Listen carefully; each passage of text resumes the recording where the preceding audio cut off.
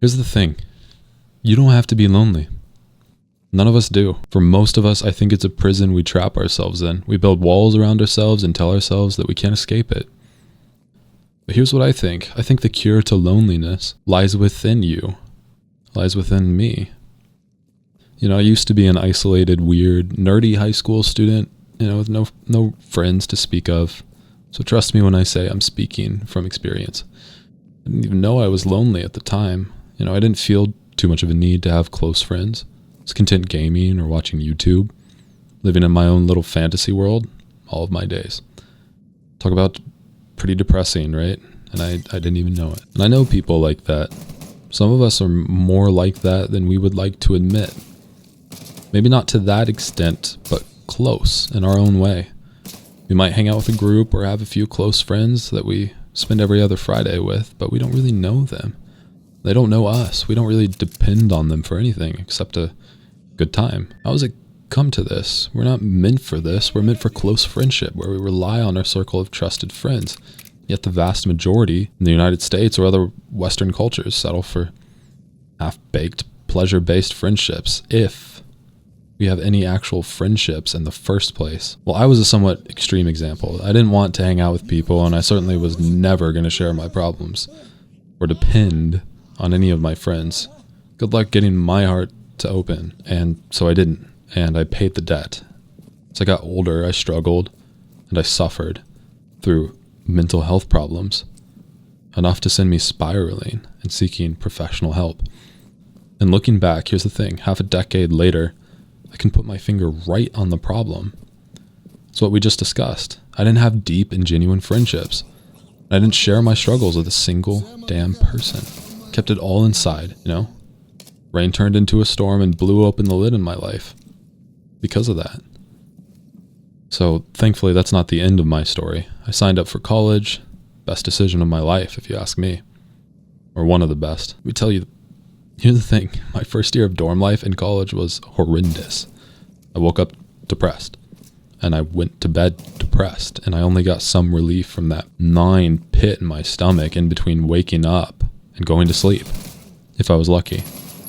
I made surface level friendships and I experienced, amazing joys as well. Looking back, I realize I was ingrained in a pattern of isolation.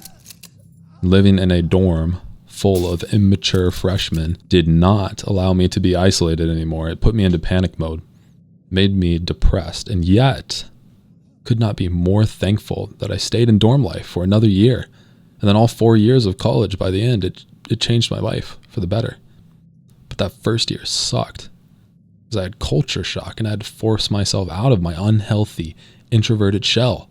I had to make friends. I had to step out of my isolation. So, second year of college comes around.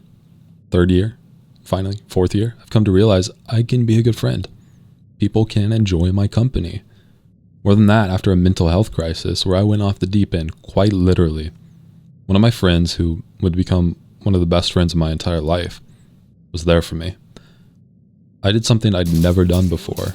Shared my problems with him, and he was there for it every step of the way. Played Minecraft to take my mind off of it. He sacrificed time with friends and other activities just to be there for me. And when he went through a hard time, I was there for him too. It was beautiful. True friendship. And it never would have happened if I didn't share, if I didn't open up, if I didn't take a risk and open up my heart to this guy. That's what it takes, my friends. That is the cure to loneliness. It's not going to parties full of people. It's not laughing at a bar with a group of surface level friends. That could be a start, but have you ever noticed that you can feel even more lonely doing those things? It's because you're not really entrusting yourself to them in those situations. You're just having a good time with others. Again, there's nothing wrong with that. Those sorts of social things cannot take the place of a circle of dearly close friends.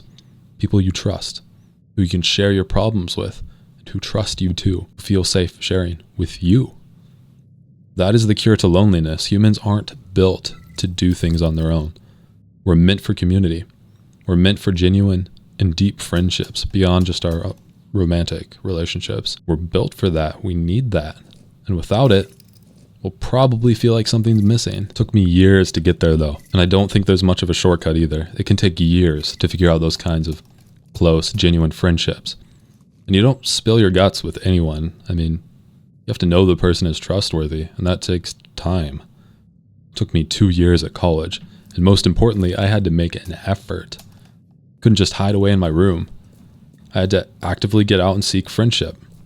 I had to plant the seeds that would grow into deep friendships. It takes effort, and it takes time, and you may not see it for a little while, but most often it starts with you.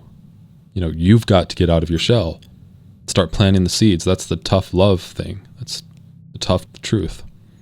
You have to get out of your shell, and you have to take the first step. Start reaching out. Start trying to make the real deal with people you think you might trust and deeply enjoy one day.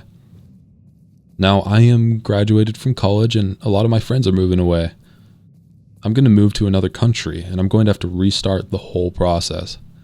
And that is scary to me. I'm going to be so for real with you. I'm going to have to work, maybe for years, to build deep and true friendships again at some point in the near future. But now, even though I'm scared, I know I will, and I know I can. I look back at that isolated, geeky high schooler, and I've realized something. The only thing that was stopping him from making deep friendships was himself.